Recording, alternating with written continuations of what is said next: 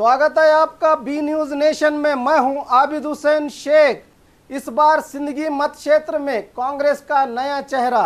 बीजापुर जिले में आने वाले चुनाव को लेकर अभी से तमाम पार्टियों के हाई कमांडों के इशारे पर आकांक्षी अपने अपने दिए गए मत क्षेत्रों के जनता से जुड़े मुद्दों को लेकर उनका साथ देने के लिए तैयारियां चला रहे हैं। इसी की कड़ी में कांग्रेस के नेता एच.एम. रेवन्ना की भतीजी डॉक्टर मंजुला कर्नाटका प्रदेश महिला कांग्रेस की सेक्रेटरी के तौर पर काम कर रही हैं। इस बार सिंदगी से कांग्रेस पार्टी का नया चेहरा होने का दावा कर रही हैं।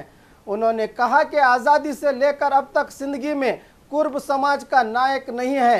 इस बार 40,000 मतदार मुझे आशीर्वाद देने का भरोसा जताया है।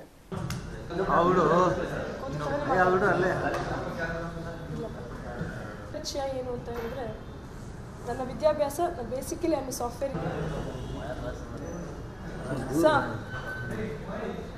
ಎಲ್ರಿಗೂ ನಮ್ಮ ತಾಯಿ ಹೆಸರು ವೆಂಕಟಲಕ್ಷ್ಮಿ ಅಂತೇಳಿ ನಮ್ಮ ತಾಯಿ ಕೂಡ ಕಾಂಗ್ರೆಸ್ ಇಷ್ಟಾವ ಕ್ಷೇತ್ರದಿಂದ ಜಿಲ್ಲಾ ಪಂಚಾಯಿತಿ ಮೆಂಬರ್ ಆಗಿದ್ದರು ಹಾಗೂ ಮಾಗಡಿ ತಾವರೆಕೆರೆ ಕ್ಷೇತ್ರದಿಂದ ಕೂಡ ಅವರು ಜಿಲ್ಲಾ ಪಂಚಾಯತಿ ಮೆಂಬರ್ ಆಗಿ ಸೇರಿತಾ ಇದ್ದೀನಿ ಅಂದರೆ ನಮ್ಮ ಮನೆಯಲ್ಲೂ ಕೂಡ ರಾಜಕಾರಣ ವಾತಾವರಣ ಚಿಕ್ಕ ಮಗುವಿಂದಲೂ ನಾನು ನೋಡ್ಕೊಂಡು ಬಂದಿದ್ದೇನೆ। ನಾನು ಕೂಡ ಹಳ್ಳಿ ಸಂಘಟನೆ ಮಾಡ್ಕೊಂಡು ಬರ್ತಾಯಿದ್ದೀವಿ ಸರ್, ಅರ್ಥ ಆಯ್ತಾ? ಕಾಂಗ್ರೆಸ್ ಕಾರ್ಯಕರ್ತಾಗಿ ನನ್ನ ಜವಾಬ್ದಾರಿ ಯಾವುದೇ ರಾಜ್ಯದಲ್ಲಿದ್ದರೂ ಮಾಡೋವಂಥ ನನ್ನ ಕರ್ತವ್ಯ। ನಾನು ಈ ಸಿಂದಗಿ ಕ್ಷೇತ್ರಕ್ಕೆ ಈ 1.5 ವರ್ಷದಿಂದ ಒಡನಾಟ ಇದೆ ಸರ್। ಕಾರ್ಯಕ್ರಮಗಳಿಗೆ ಕರಿತಿದ್ದಾಗ ನಾನು ಅಟೆಂಡ್ ಆಗಿದ್ದೀನಿ ಸರ್, ಅಟೆಂಡ್ ಆಗಿ ಬರ್ತಿದ್ವಿ। ಈ ಒಡನಾಟದ ಜನಗಳದ್ದು ಏನಾಯ್ತು ಗೊತ್ತಾಯ್ತಾ ಸರ್?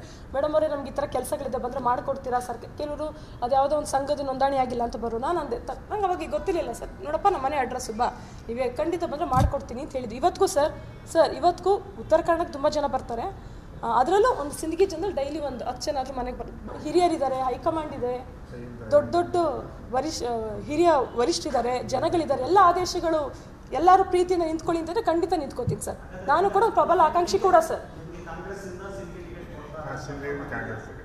ಕನ್ಫರ್ಮ್ ಸರ್, ಇಲ್ಲ ಕನ್ಫರ್ಮ್ ಅಂತಲ್ಲ, ಎಲ್ಲರೂ ಹೈಕಮಾಂಡು ಹೇಳ್ತೀನಿ ಸರ್, ಜನಗಳು ಎಸ್ಪೆಷಲಿ ಎಲ್ಲ ಒಗ್ಗಟ್ಟಾಗಿ ಮೇಡಮ್ ನೀವು ನಿಂತ್ಕೊಳ್ಳಿ ಅಂದರೆ ನಾನು ಸಿದ್ಧ ಇದ್ದೆ, ನಾನು ಪ್ರಬಲ ಆಕಾಂಕ್ಷಿ ಕೂಡ ಸರ್।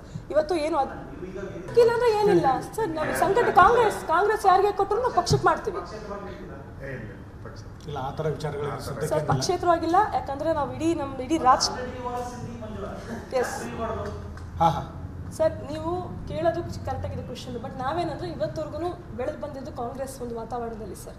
ನಮ್ಮ ತಾಯಿಯವರಾಗಿರ್ಬೋದು, ನಮ್ಮ ದೊಡ್ಡಪ್ಪವರಾಗಿರ್ಬೋದು, ಅರ್ಥ ಆಯ್ತಲ್ಲ ಸರ್? ನಾನು ಕೂಡ ಕಾಂಗ್ರೆಸ್ ಇದರಿಂದ ಇರೋದ್ರಿಂದ ಕಾಂಗ್ರೆಸ್ಗೆ ಫಸ್ಟ್ ಪ್ರಾಮುಖ್ಯತೆ ಕೊಡ್ತೀನಿ ಸರ್, ಕಾಂಗ್ರೆಸ್ ಒಂದು।